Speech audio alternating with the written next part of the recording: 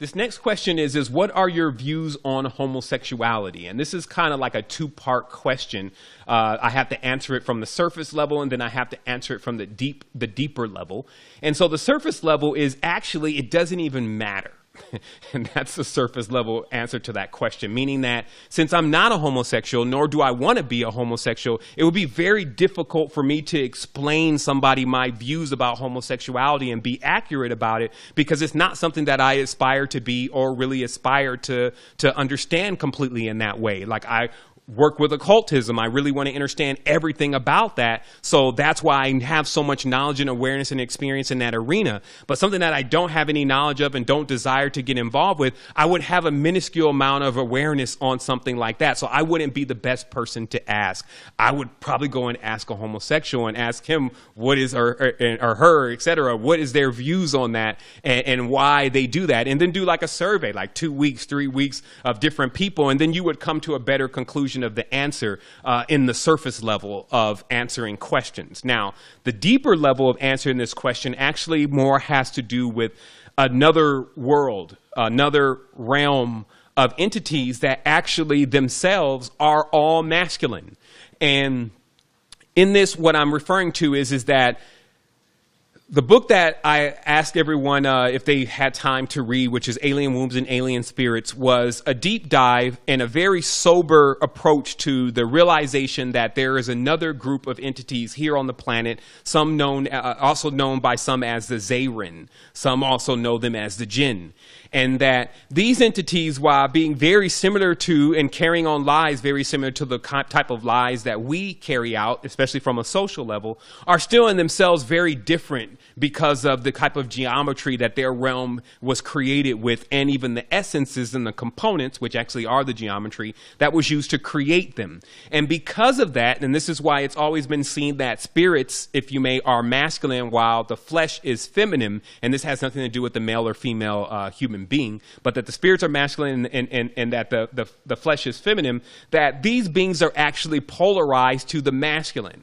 So then what happens, because the Zayrin, as there's so proficiently recounts in any ancient cultures that know about them, have recounted several times, are very interested in human life and human activities, and can seem to benefit on a consistent basis from knowing things about what's going to happen here and actually changing things that are going to happen here. And many occultists actually work with these kind of energies, and these energies are always searching for occultists to try to interlope with, okay? However, and this is what many that have gone down these paths seem to exhibit, is that once they make pacts with these entities, and they're numerous, this entity then latches onto them from behind, actually in an act of what we would say is homosexual behavior for a male, meaning that this entity will actually latch onto a male and actually make the male prefer males more. And this is because of their world being different than ours. You notice how in this world, a female and a male is necessary to produce life. So in their world, those components are not exactly the same. So what they introduce in this realm is a culture where there won't be a production of life, because you cannot put two males together and create physical life. And then also there is an extreme emphasis on externalism.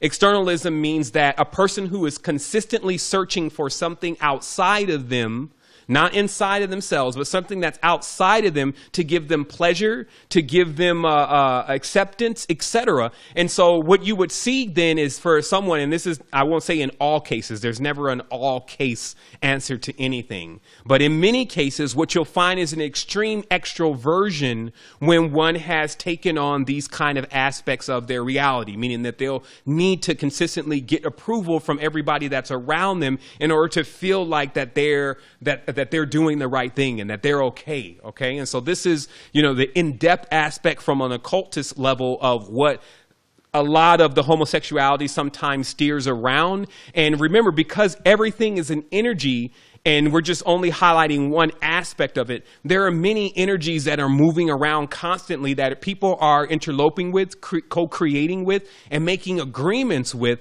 because these energies utilize, just as we utilize every other energetic form as a form of communion, which is also the sacred form of consumption, which is in every tense what we would call eating. Meaning that we are interlocked in this reality into a consistent form of what we would call consumption, where every energy in this cosmos is consuming another energy in order to make a transformative energy. You see this in alchemy, you see this in daily life, you see this with your own consumption. Even breathing air is you taking in a certain essence, what we're calling oxygen, and then transforming it into another essence, which we call carbon dioxide, and then that essence being used by the trees, and then them continuously taking that essence and then turning it into something else, and also other chemicals that we don't even really utilize or don't utilize as much, such as nitrogen, etc. So this process of consistent connection, co-creation, and interloping goes on in the reality. And the only thing that you can really do to begin to govern what's eating you, somebody said, hey, what's eating you, man? I see something's wrong with you. What's eating you is actually the essence that you're vibrating. So notice how some people don't actually like to eat certain foods, like even the cleaner foods. Some people don't like that. They may like to fry foods and stuff all the time, right? And so when it comes time for the broccoli to hit the plate, then they're like, oh man, I don't want that because it doesn't taste good. So that's their preference. So too, energies actually function that same way. And so when your energy, and also, I need to make this very clear, those who, you always like the energies that you're most resonant with.